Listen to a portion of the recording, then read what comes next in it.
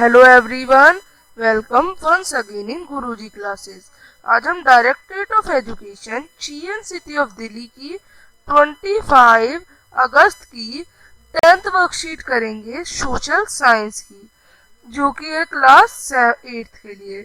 इसमें from trade to territory का अगला पार्ट पढ़ेंगे।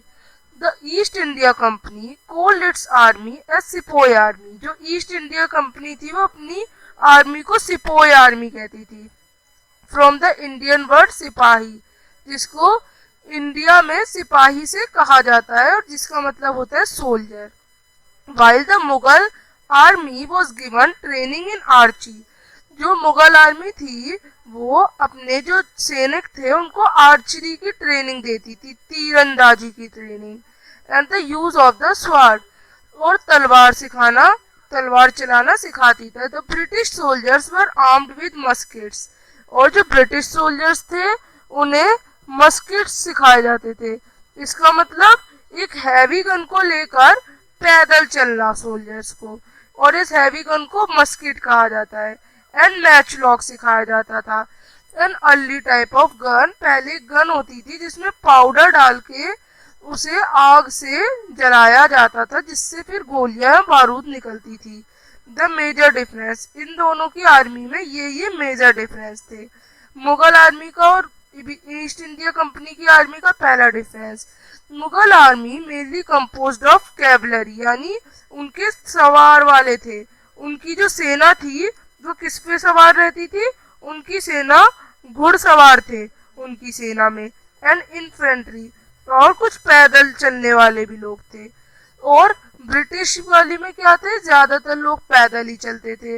मोर importance to cavalry than infantry, जो कैवलरी थे जो पैदल चलते थे उनको ज्यादा इम्पोर्टेंस नहीं दी जाती थी, और जो सवार हुआ करते थे उनको ज्यादा दी जाती थी। मोर इम्पोर्टेंट टू इन्फेंट्री, जो लोग पैदल चलते हैं उनको ज्यादा दी जाती थी, बल्कि घोड़े वालों को कम दी जाती थी ब्रिटिश इंडिया आर्मी में। मेनली ट्रेंड इन आर्चरी, ज्यादातर तीरंदाजी और तलवार सिखाया जाता था, और ब्रिटिश में इनमें ज्यादातर गन चलानी सिखाई जाती थी। अब मुगल में नॉन प्रोफेशनल आर्मी थी।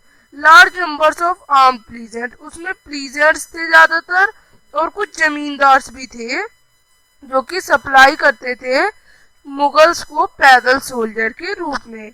और ब्रिटिश इंडिया कंपनी में क्या था? Soldiers were subjected to European style training, और यहाँ पे यूरोपियन स्टाइल की ट्रेनिंग सिखाई जाती थी जो कि प्रोफेशनल थी।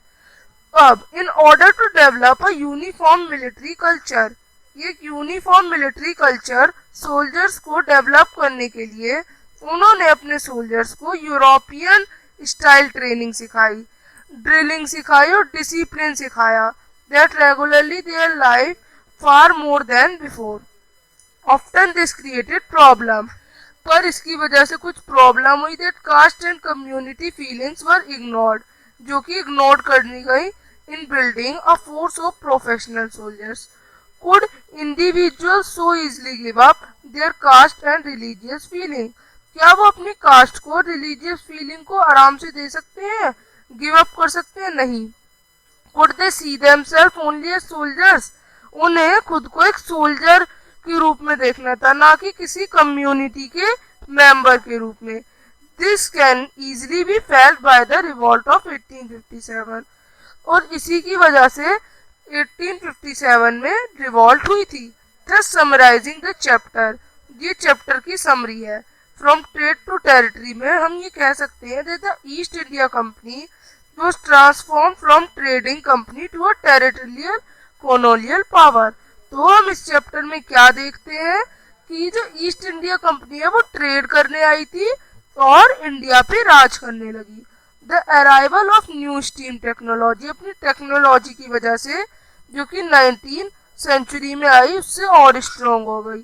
Till then it would take anywhere between 6 and 8 months to travel to India by sea, और फिर उन्हें 6 से 8 ही महीने लगने लगे इंडिया पहुंचने में बाय शिप से। Steam ships reduce the journey, और जो स्टीम शिप आई उनसे और भी जर्नी कम हो गई। तो वो सिर्फ 3 ही हफ्ते में इंडिया पहुंच जाते। एंड देयर फैमिलीज, और उनकी फैमिलियां भी अब इंडिया में आने लगी। By 1857 the company came to exercise direct rule.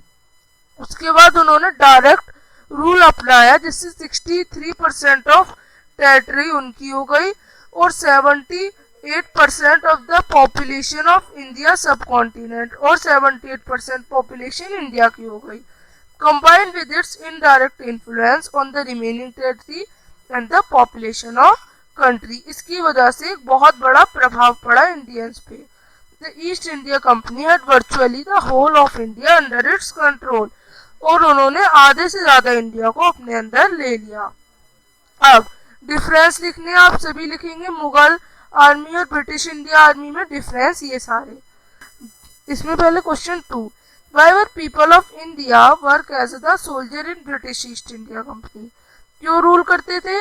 There was no, वहाँ पे कोई भी नेशनलिज्म नहीं था। जो लोग थे इंडिया के, अगर वो ब्रिटिशर्स में काम करें उनके अंडर में तो ज्यादा सैलरी मिलती थी। दे ऑल्सो गेट प्रोटेक्शन, उन्हें प्रोटेक्शन भी मिलती थी अगर वो एक सोल्जर के रूप में वर्क करें ईस्ट इंडिया कंपनी के लिए। अब third, What are muskets and matchlock? Matchlock एक अर्ली टाइप ऑफ गन है जिसमें पाउडर डाल के उसको छोड़ा जाता था, उसकी बारूद टाइप से छोड़ा जाता था एक माचिस की तिल्ली से जो कि जल रही होती थी। और मस्केट्स एक हैवी गन है जो कि फायर की जाती थी शोल्डर पे रख के, और ये ज्यादातर पैदल जो आर्मी में सिपाही होते थे उनके पास होती थी। तो इस तरह से वर्कशीट हमारी खत्म होती है। अब हम मिलेंगे नेक्स्ट वर्कशीट में, तब तक के लिए बाय।